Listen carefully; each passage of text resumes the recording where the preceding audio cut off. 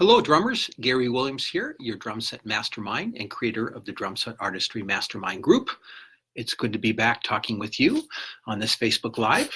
Feel free to pipe in some questions, and I'm really grateful all of you are in this group. It's really a mastermind of drummers contributing and sharing and lots of information. So as the leader of this group, I'm going to talk with you today about the difference of being a drummer versus a musician. You may have asked yourself, well, what is the difference? How do I know if I'm a musical drummer or just a drummer, and how would I even know? So this is something that comes up with my clients a lot. They spend a lot of time, and this has actually been part of the discussion in our group, on techniques, what I call drum mechanics, and working on the mechanics of music, and just really getting the foundation together in terms of technique, coordination, things of that nature. And oftentimes students really don't understand how to contribute to the band on what I consider to be a musical level. So I'm going to share with you a few experiences that really brought this into focus for me. I think you might be able to relate. I was growing up playing mostly all rock music. I think I told you in a previous video, my favorite drummer was Bill Bruford, so I used to play along to a lot of Yes albums. This was in the 70s. I used to play along to a lot of recordings.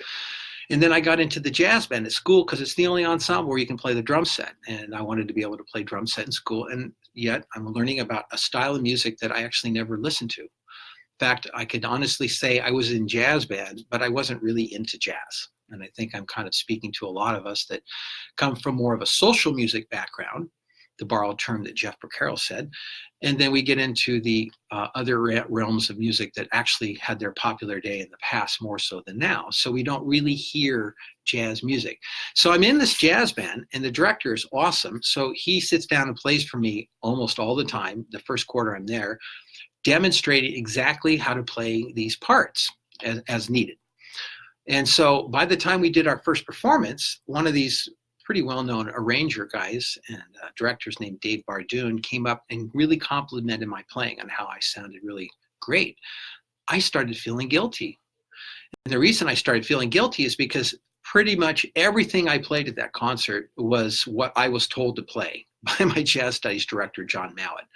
So I spoke in another video about the imposter syndrome. So I think I got struck with this idea that this was him. I just felt like I was a little, clay doll, and he just molded me into being the drummer he wanted. And even though I did fine and I did it, it was all because he told me what to do. But later it all started to make a whole lot of sense because I actually started to get excited about big band jazz and started studying some of the great recordings with Buddy Rich and Louis Bellson and Woody Herman's big band and Stan Kenton's group and so on. So later on, when I started listening to the recordings, what he said made sense because he was telling me what he was hearing and I wasn't listening. So I was coming at the drums from a rock music background and trying to learn how to play jazz. So all my fills didn't really have any sense of jazzness to them in the beginning. You are what you eat. We've heard this. You are what you listen to. So if you primarily listen to a certain style of music, it's like eating a certain diet of food all the time. It's going to get dull and you're going to lack creativity. You're going to lack musical nourishment, if you will. So it's important to branch out. So later on, as I appreciated the style of music, I began understanding better why the drummers were doing what they were doing. And so I felt at that point, I was learning how to play big band music musically instead of just approaching it from some other realm. Another interesting experience that happened to me, this is a clinic I attended. Many years ago, I saw the famous singer-pianist named Billy Joel perform in concert. In fact, this was in 1978, November. I even remember the ticket. So I go to the concert. It's a seated event, which is nice. And the drummer is a guy named Liberty DeVito. He played with Billy Joel from the very beginning stages for many years. I noticed that as Billy Joel was singing, Liberty's mouth was going with everything Billy was singing. In fact, all night long, he was lip syncing every word. And I was like, wow, this guy knows all the words. I don't know the words to the song. I was really impressed with how supportive his playing was, and the fact that he actually knew all the words told me something that he understood something about music or paid attention to something about music that I did not. So I started reading articles on all these drummers. I subscribed to Modern Drummer and used to read that thing cover to cover for years. And he was featured because his Billy Joel became popular, a lot of people wanted to use him and Billy Joel's band for their records. So one of the things he talked about, he said, well, when somebody asks me to play a song on the record, the first thing I need to see is a copy of the words. And I'm thinking, words? Why would you need to see the lyrics? And he said that he didn't feel he could properly construct a drum part to a song if he didn't understand what the message of the song was about. Whoa, I never really thought about that. Yeah, this is a spoken word sung. It is a message. We're trying to deliver a text and an idea. So certainly the drumming should probably support that. Duh. Another thing that he said really blew me away is he said, when I grew up listening to music, I didn't really listen to the drummers very often. I didn't figure I'd be playing in a band with another drummer. So what I did is I listened to the bass player, the guitar player, the keyboard player, the singer, figuring that if I understood what everybody else was doing, then I could contribute to supporting them better. I could only listen to the drummer for so many years. In fact, I would actually try in the early stages to listen to other instruments only to hear a cool drum fill and go, oh, what's that drum fill? So I was always hearing the music from a drummer and not from the audience. The third little story I'll share with you is one of my students that I had some years ago at a community college in Seattle, who was one of the top snare drummers in a local drum and bugle corps.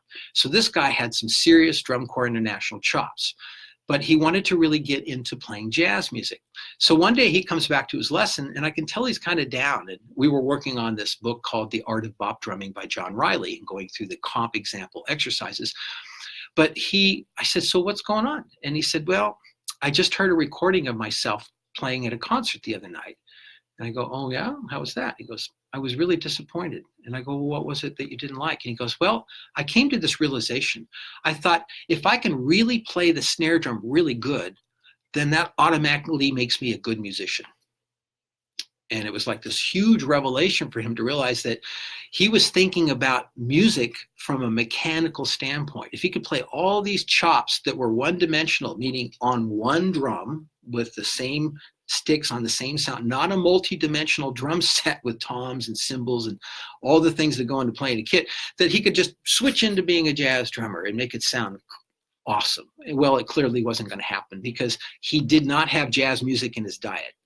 So this is a common issue where people will really, my clients especially, come in and they want it to sound really great on the drums and they confuse sounding great on the drums with playing a lot of fills or a lot of licks or embellishments. In fact, I had a recent student who recorded a track for me, and then when I listened to the playback, they didn't seem to be aware that there was other parts going on because they were filling and crashing, not to mention rushing and dragging, things of that nature. So their focus was not on being a piece of the puzzle, but trying to be what I call a ball hog on the band. You know, that guy that's a hot shot basketball player that always has to make the shots so he gets all the glory instead of working as a team player and supporting everybody else. The concept in this old movie called Drumline, one band, one sound. So if you have one musician that decides that they can fill in the spaces more and more and more, then they're not necessarily sharing the wealth between the rest of the musicians in the band or hearing the picture as a whole perspective. So the key to developing that is you probably have to record yourself. And a lot of people won't want to do that, but every musician that spends time in the studio perfects their art, to borrow a term from Greg Bissonette, because you get to hear yourself, immediately reflect back on it, and then go, wow, that didn't sound very good. So you want to eliminate the gap between how you imagine you sound in your mind and how you really sound coming back through the speakers that you admire every other drummer that you like coming through. So it's really important to put yourself in that perspective. And fortunately, as a college professor for a couple of years, I directed a jazz band, and wow, I was always in the band, like in the bus. And then when I got in front of the band, in front of the bus, I could see what everything was doing. In fact, I could hear is the key. And so there was different reasons why things sounded different, because I was only hearing it from a sort of a miniature dimension, and I needed to open up my view. So if you feel like you're not really sure how to develop your skills to become a musician drummer, then you might want to private message me so we can see if we might be able to talk about it and see if I can help you. I've certainly helped many of my clients understand how to listen to music.